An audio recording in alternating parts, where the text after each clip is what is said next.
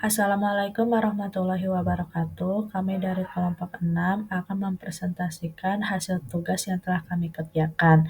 Tugas kami mengenai dataset TBC. Kami terdiri dari beranggota saya sendiri, Sarah Manda, Nita Nurdiati, Rafilda Rahman Shifah, dan Maisa Silvina. Selanjutnya ada latar belakang. Dataset yang kami gunakan yaitu dataset X-ray lungs segmentation yang berisi citra dada untuk mendeteksi dan melakukan segmentasi paru-paru pada pasien tuberkulosis atau TBC. Penyakit tuberkulosis atau TBC itu sendiri merupakan infeksi kronis yang disebabkan oleh Mycobacterium tuberculosis yang menyerang jaringan perikim paru. Dataset yang digunakan terdiri dari 5 baris data utama. Kami mengambil dari 50 baris data utama dengan 6 kolom yang terdiri dari ID, gender, age, country, PTB, atau orang yang menderita penyakit TBC termasuk positif atau negatifnya, dan terakhir adalah Remax. Selanjutnya masuk ke proses tahap pertama. Proses tahap pertama ini yaitu proses exploratory data analysis atau EDA. Library yang digunakan pada proses tahap pertama yaitu library Pandas atau PD. Ini tuh untuk membaca atau mengelola dan membersihkan data dalam bentuk tabel atau data frame. Yang kedua ini ada NumPy atau NP. Ini tuh untuk melakukan perhitungan secara matematis dan statik seperti mean, median, dan standar deviasi. Dan terakhir adalah Google Colab File. Ini tuh untuk mengunggah file dari komputer atau laptop ke Colab agar bisa dianalisis. Setelah ke library, untuk codingannya kita lanjut ke codingan untuk upload data. Ini merupakan codingannya. File dataset ini tuh nanti diunggah ke Google Colab menggunakan perintah file upload. Dari data mentah tersebut disimpan dalam format CSV atau Common Spreadsheet Value. Dan selanjutnya melakukan data cleaning. Data cleaning ini tuh digunakan untuk memproses atau mengidentifikasi atau memperbaiki atau menghapus data yang rusak, tidak akurat, tidak lengkap, atau tidak relevan dalam kumpulan data mentah. Selanjutnya ini merupakan codingannya. Yang pertama ini tuh ada normalisasi nama kolom.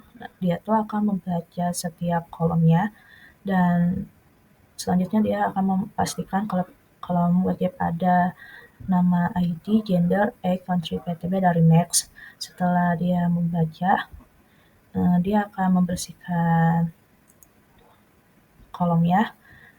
Yang pertama ada bersihkan teks. Teks ini terdiri dari country dan gendernya, dan selanjutnya ada numerik kolom angka yang terdiri dari ID, age, dan PTB.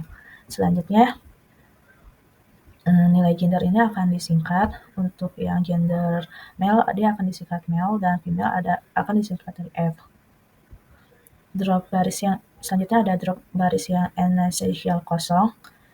Dia akan memeriksa apakah di antara 3 dari gender, age, dan PTB ini itu ada yang kosong.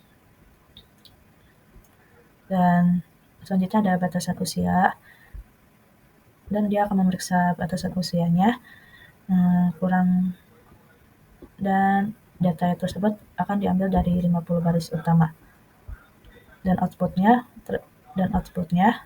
dataset ini terdiri dari 50 baris utama dan 6 kolom. Dari hasil analisis tersebut, dataset yang digunakan ini memiliki 50 baris atau rows dan 6 kolom atau kolom yang terdapat 50 data atau entry individu yang diamati, dan masing-masing memiliki 6 variabel atau atribut seperti ID, gender, age, country, PTB, dari Max. Dari data cleaning selanjutnya menangani missing value.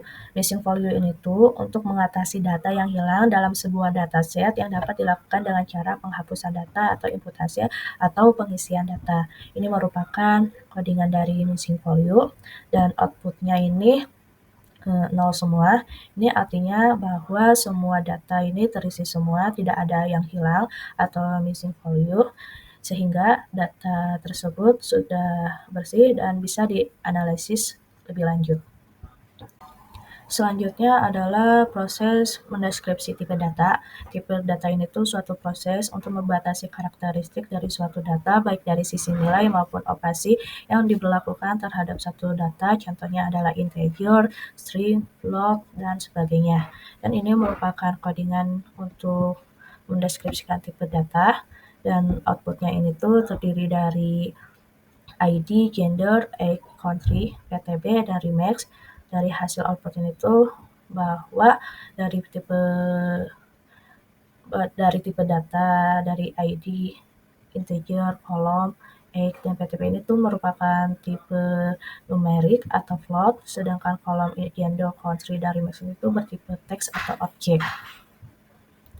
Untuk ID untuk ID ini tuh bertipe integer. Untuk bedanya integer dan float ini tuh, kalau integer ini tuh merupakan angka bulat tanpa desimal, dan float ini tuh digunakan untuk angka desimal. Selanjutnya masuk dalam proses menampilkan statik dasar. Statik dasar ini tuh terdiri dari mean, median, dan standar deviasi. Untuk mean ini merupakan hasil rata-rata dari seluruh data, yang median ini tuh nilai tengah dari kumpulan data yang telah diurutkan, dan standar deviasi ini tuh merupakan ukuran statik yang menunjukkan seberapa jauh penyebaran data terhadap nilai rata-rata atau mean. Dan ini merupakan codingan untuk menampilkan statik dasar. Kita mengambil dari 5 baris utama, dan dia akan membaca statik usia, dan hasil outputnya ini untuk statik usia, untuk nilai minnya ada di 3,4,5 dan mediannya 31, dan standar deviasinya 13,4, dan maksimumnya di 2 dan 74.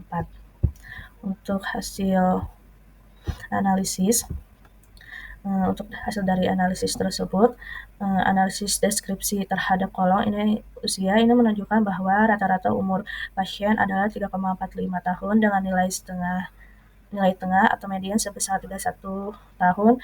Ini menunjukkan bahwa setengah dari pasien berumur di bawah 31 tahun dan setengahnya di atasnya. Standar deviasi ini sebesar 13,4, ini mengindikasi adanya variasi yang cukup besar di antara umur pasien, dari yang sangat muda yaitu 2 tahun hingga yang tertua yaitu 74 tahun.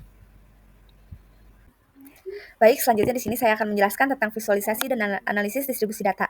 Yang pertama ada histogram. Di sebelah kiri ada histogram distribusi ide. Histogram ini itu menunjukkan distribusi nilai kolom ide yang tersebar merata antara sekitar 1000 hingga 1700 dengan tinggi batang hampir sama di setiap interval. Hal ini menandakan bahwa nilai ide memiliki frekuensi kemunculan yang relatif seragam dan tidak ada pola tertentu. Distribusi seperti ini itu wajar karena ide biasanya hanyalah nomor urut unik, bukan variabel yang menggambarkan karakteristik data.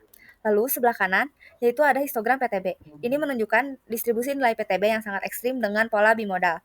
Sebagian besar data terkonsentrasi pada dua titik ekstrim, sekitar 360 data dinilai 0,0 dan sekitar 345 data dinilai 1,0. Sementara nilai-nilai tengah seperti 0,2 sampai 0,8 memiliki frekuensi yang sangat rendah yaitu mendekati 0. Kurva KDE yaitu dengan garis biru ini menunjukkan pola Youssef yang menginformasi bahwa data cenderung berada di kedua ekstrim. Lalu di sini yang kedua ada box plot. Yang pertama ada di sebelah kiri yaitu box plot sebaran nilai ide. Menunjukkan distribusi ide yang cukup simetris dengan median berada di sekitar 1350 sampai 1400. Rentang interkuartil pada kotak hijau ini menunjukkan bahwa 50% data berada antara sekitar 1200 sampai 1500 dan terdapat beberapa outlier dan nilai ekstrim rendah minus 1000 dan tingginya minus 1700 yang menandakan ada beberapa ide di luar rentang distribusi normal. Lalu sebelah kanan ada box plot sebaran nilai PTB. Box plot ini itu menampilkan distribusi PTB yang sangat lebar, mencakup hampir seluruh rentang dari 0,0 hingga 1,0 tanpa outlier. Lalu, kotak hijau yang sangat lebar ini menunjukkan bahwa data sangat tersebar atau varians yang tinggi yang konsisten dengan pola bimodal pada histogram sebelumnya di mana data terkonsentrasi di kedua ekstrim. Baik, yang terakhir ada bar plot. Di sebelah kiri ada distribusi kategori gender. Barcode ini tuh menunjukkan distribusi gender yang didominasi oleh kategori male dengan sekitar 360 data dan female itu di sekitar 180 data. Terdapat beberapa kategori error atau noise data seperti male, male, female, female, females, male 35 years, dan female 24 years dengan frekuensi sangat rendah yang mengindikasikan perlu data cleaning untuk standarisasi penulisan gender. Lalu, pada Bar plot di sebelah kanan yaitu distribusi kategori county. Distribusi lokasi ini itu menunjukkan ketimpangan yang signifikan, di mana Sensian memiliki sekitar 560 data dominan, sedangkan Montgomery hanya memiliki sekitar 140 data. Ini menunjukkan bahwa dataset tidak seimbang dalam hal representasi geografis, dengan Sensian mencakup sekitar 80% dari total data. Selanjutnya, di sini ada analisis hubungan antar variabel. Yang pertama ini ada hasil korelasi person antara variabel ID dan juga PTB menunjukkan nilai R sama dengan minus 0,02 yang berarti hubungan antara variabel sangat lemah dan tidak signifikan. Yang kedua adalah korelasi Spearman menghasilkan nilai rho sama dengan minus 0,02 sama seperti hasil sebelumnya. Lalu, mengidentifikasi hubungan antar variabel utama, menghitung korelasi person atau Spearman, dan menampilkan scatter plot atau heatmap. Di sini ada scatter plot yang memperlihatkan titik-titik data yang tersebar acak tanpa pola tertentu dengan garis regresi merah yang hampir datar. Nilai person itu R sama dengan minus 0,02, memperkuat hasil bahwa tidak terdapat pola hubungan linear antara ID dan juga PTB. Hubungan ini dapat dikategorikan sebagai non signifikan dan sangat lemah. Ini adalah hubungan antara ID dengan ID atau ID dengan dirinya sendiri menghasilkan korelasi sempurna R sama dengan 1,00. Grafik ini berfungsi sebagai pembanding atau kontrol model. Dan yang kedua adalah nilai R kuadrat sama dengan 1,00 menunjukkan hubungan linier sempurna di mana seluruh variasi data dijelaskan sepenuhnya oleh model regresi. Selanjutnya, di sini saya akan menjelaskan tentang analisis outlier, normalitas, dan interpretasi hasil awalnya.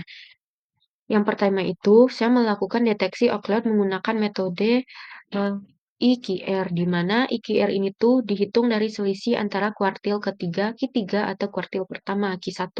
Dari hasil perhitungan, didapatkan Q1-nya itu sama dengan 26,25, Q3-nya itu 38,75, sehingga hasil dari IQR-nya itu 12,50. Berdasarkan rumus batasan bawah dan atas, Q1 kurang 1,5 kali IQR dan Q3 tambah 1,5 kali IQR. Nah, di sini tuh saya memperoleh batas bawahnya tuh 7,50, buat batas atasnya tuh 57,50, di mana semua nilai usia di bawah 7,5 tahun atau di atas 57,5 tahun dianggap sebagai outlier-nya. Dari data yang dianalisis terdapat 5 nilai outlier, yaitu usia 2, 60, 64, 65, dan 74 tahun. Outlier ini tuh akan terlihat jelas nanti di gambar plot, di mana titik-titik di luar whisker kanan menunjukkan usia responden yang jauh lebih tua dari mayoritasnya. Keberadaan outlier ini menyebabkan distribusi data menjadi tidak simetri dan condong ke kanan. Nah, di sini tuh ada visualisasi distribusi dan outlier yang udah saya bilang sebelumnya, di mana sebagian besar usia berada pada rentang 20-40 tahun. Beberapa titik di luar whisker menunjukkan outlier atau usia lanjut. Distribusi miring ke kanan atau meyannya bergeser ke kanan. Selanjutnya, ada uji normalitas plot usia. Dapat dilihat pada gambar, di mana titik-titik data ini tuh tidak sejajar dengan garis diagonalnya. Buat defisiasinya itu, distribusinya itu lebih condong ke arah kanan. P kecil dari 0,05-nya ini tuh merupakan data yang tidak normal dari plot usia. Yang terakhir ada interpretasi hasil awalnya, di mana dari hasil yang telah saya sampaikan tadi dapat disimpulkan bahwa data usia memiliki beberapa outlet. Distribusinya itu tidak normal dan rata-rata usianya itu cenderung lebih tinggi daripada mediannya. Dalam konteks analisis biomedis, hal ini tuh sangat penting karena banyak uji statistik seperti tes atau ANOVA mengasumsikan data tuh harus normal. Kalau datanya nggak normal seperti hasil yang telah saya sebutin tadi, maka hasil analisisnya tuh bisa jadi bias atau kurang akurat. Jadi langkah yang bisa dilakukan adalah melakukan transformasi data biar distribusinya tuh lebih normal atau pakai uji non-parametrik. Jadi kesimpulannya dari eee implementasi hasil awalnya ini tuh, data usia di sini tuh tidak normal karena adanya beberapa outlier dan, itu perlu diperhatikan supaya analisis biomedis yang akan dilakukan itu tetap valid dan bisa dipercayai. Sekian presentasi yang bisa kami sampaikan. Wassalamualaikum warahmatullahi wabarakatuh.